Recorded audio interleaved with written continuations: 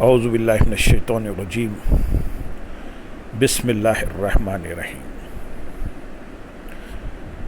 مفہوم عبادت اور تصور عبادت سمجھنے میں بعض لوگوں نے سخت ٹھوکر کھائی ہے۔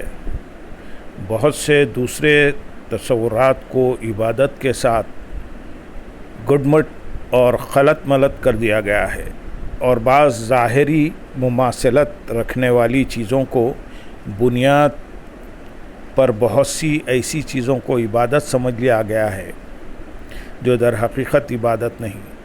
یہ ایک حقیقت ہے کہ اگر کسی چیز کا تصور ہی غلط مراد لے لیا جائے تو پھر اس سے حاصل کردہ اور اخذ کردہ نتائج بھی درست ثابت نہیں ہو سکتے۔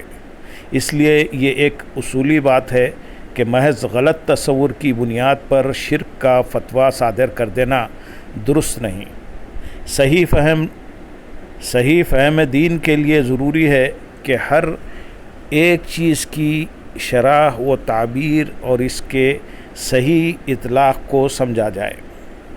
بصورت دیگر غلط تصور کی بنیاد پر اخذ کردہ نتائج بھی غلط، اور اس کی بنیاد پر لگائے گئے فتویٰ اور فتوے کا حکم بھی غلط ہوگا، اور پھر ایسا فہم دین بھی یقیناً غلط ہوگا، کیونکہ سرے سے بنیاد ہی غلط ہے۔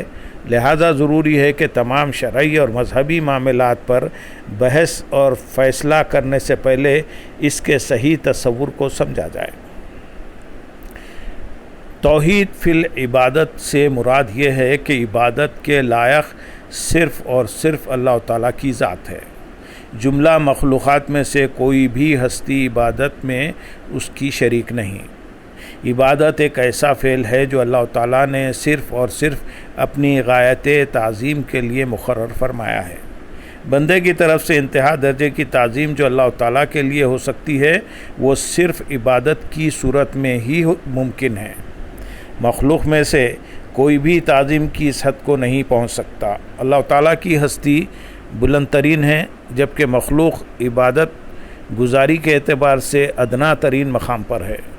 عبادت بندے کی طرف سے اس عظیم ترین ذات کے لیے غایت درجہ ادب و تعظیم، خاکساری اور عجز و تذلل کی آئینہ دار ہے۔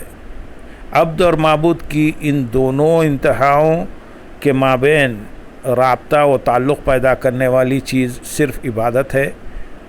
یہ چیز اس امر کی متقاضی ہے کہ صرف اللہ تعالیٰ کی ذات ہی اس لائق ہے کہ اسی کی عبادت و پرستش کی جائے۔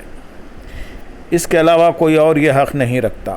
علماء عقائد نے عبادت کی تعریف اس طرح کی ہے: یہ اللہ سبحانہ و تعالیٰ کا خصوصی استحقاق ہے کہ اسی کی عبادت کی جائے، اس کا کوئی شریک نہیں۔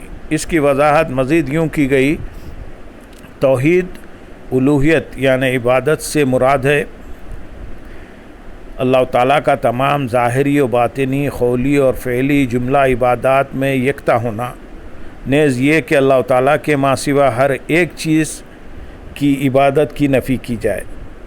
اللہ تعالیٰ نے سورہ بقرہ میں ارشاد فرمایا: اے لوگو اپنے رب کی عبادت کرو جس نے تمہیں پیدا کیا، اور ان لوگوں کو بھی جو تم سے پیشتر تھے، تاکہ تم پرہیزگار بن جاؤ۔ سورۃ الانعام میں ارشاد فرمایا: کیا تم واقعی اس بات کی گواہی دیتے ہو کہ اللہ کے ساتھ دوسرے معبود بھی ہیں؟ آپ فرما دیں میں تو اس غلط بات کی گواہی نہیں دیتا، فرما دیجئے بس معبود تو وہی ایک ہی ہے، اور میں ان سب چیزوں سے بیزار ہوں جنہیں تم اللہ کا شریک ٹھہراتے ہو۔ سورۃ النحل میں ارشاد ہے: اور اللہ نے فرمایا ہے تم دو معبود مت بناؤ، بے شک وہی اللہ معبود ایکتا ہے، اور تم مجھ ہی سے ڈرتے رہو۔